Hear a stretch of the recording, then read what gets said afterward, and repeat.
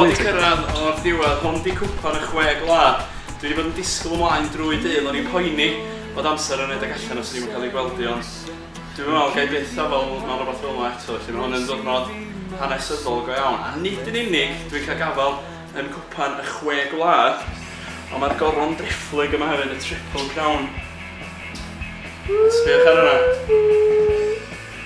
Pwyso meddwl bod fi Owen Llyr sydd ddim yn sporty o gwbl yn cael gafael am hyn ac yn bod arna.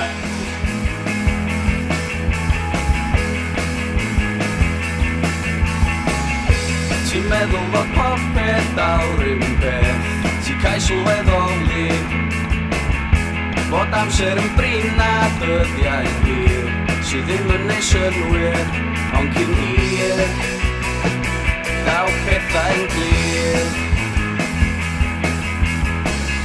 Sa pethau mor syml ac o'r blaen, a dim yn dy boeni, ach di ffem yn byw mwy bryd. Ben Wydda, bore yma, nath ni ddechrau 5 bore yma. Oedd hi braidd y lyf, so yn y diwedd oedd ni fyny ar y tren. A dod nhw lawr i fan hyn erbyn 8:30.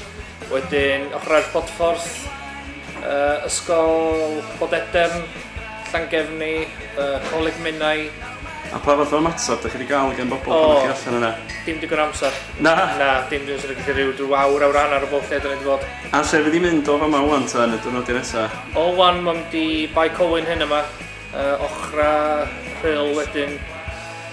Wedyn mae'n mynd yn ôl i'r Wrecsam yn barod i'r Youth World Cup dy Sadwrn. A wedyn yr ôl hynna fydd yn mynd ôl lawr i Gaerdydd.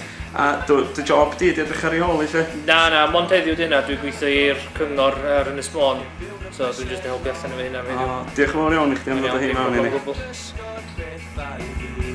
Dwi'n bywyd mewn cragen, ond yn glir.